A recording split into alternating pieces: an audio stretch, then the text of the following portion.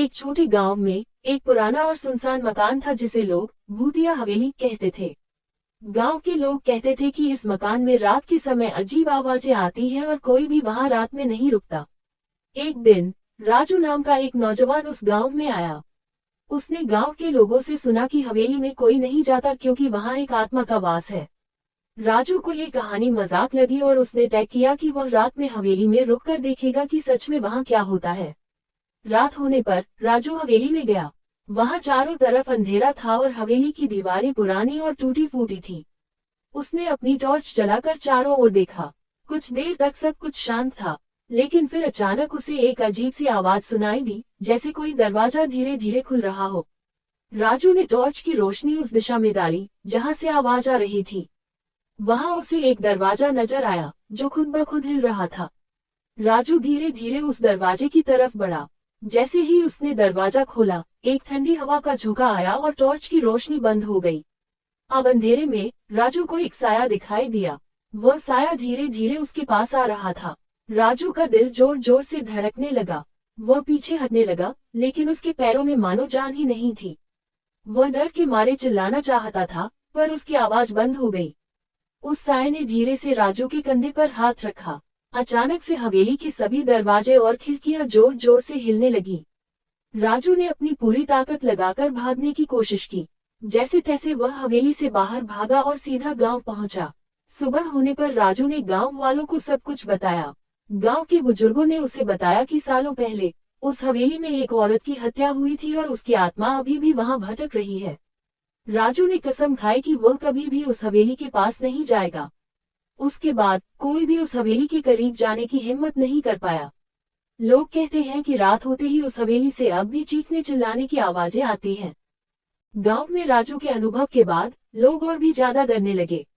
अब तो दिन के समय भी लोग हवेली के पास से गुजरने से कतराने लगे थे। लेकिन एक दिन गांव के एक बुजुर्ग ने बताया कि उस हवेली में एक खजाना छुपा हुआ है।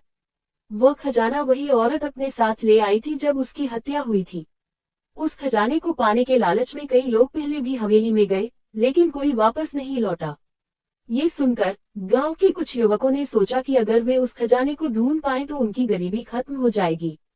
उन्होंने राजू से बात की और उसे फिर से हवेली में चलने को कहा। राजू पहले तो डर गया, लेकिन युवकों के जोर देने पर वह मान गया। इस बार उन्होंने एक योजना बनाई। वे एक साथ जाएंगे और अगर कुछ गलत हुआ तो सभी भाग जाएंगे। रात होते ही वे सभी हवेली पहुंचे। उनके पास टॉर्च, रस्सियां और कुछ हथियार थे। हवेली के अंदर कदम रखते ही सबके दिल जोर से धड़कने लगे। एक अजीब सी ठंड हवेली में महसूस हो रही थी। चारों ओर धूल और मकड़ियों के जाले फैले हुए थे। जैसे ही वे लोग हवेली के अंदर के एक बड़े कमरे में पहुंचे, वहां एक पुराना और जर्जर ताबूत रखा था। उनमें से एक युवक ने कहा कि खजाना शायद इसी ताबूत के अंदर हो। राजू और उसके दोस्तों ने मिलकर ताबूत खोलने की कोशिश की।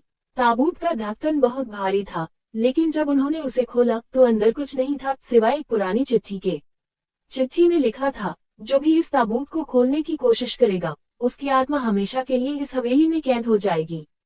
ये पढ़ते ही सबके चेहरे का रंग उड़ गया। तभी कमरे के सभी दरवाजे जोर से बंद हो गए और हवेली की दीवारों से खून बहने लगा।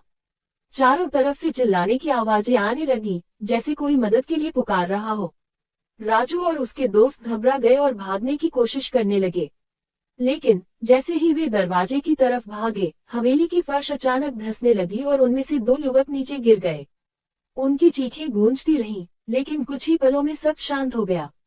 अब राजू और बाकी बचे युवक वहां से भागने के लिए संघर्ष कर रहे थे। हवेली की सीढ़ियां टूटने लगी और दीवारों से निकलती छायाएं उन्हें घेरने लगी। राजू ने किसी तरह अपनी टॉर्च की रोशनी चालू की और भागते भागते एक खिड़की से बाहर कूद गया। वह और उसके दो दोस्त ही बाहर जिंदा बच सके। वे गांव लौटे, लेकिन उनकी हालत बहुत खराब थी। राजू और उसके दोस्तों ने गांव वालों को बताया कि हवेली में कुछ भी छुपा खजाना नहीं था, वह एक जाल था। इसके बाद गांव वालों ने हवेली के चारों ओर एक दीवार खड़ी कर दी और किसी को भी वहां न जाने की हिदायत दी। लेकिन गांव के लोगों का मानना है कि जो भी उस हवेली में गया, उसकी आत्मा आज भी वहां कैद है। रात में हवेली से अब और भी जोर जोर से चीखने की आवाजें आती हैं, मानो कोई अपनी मुक्ति की भीख मांग रहा हो।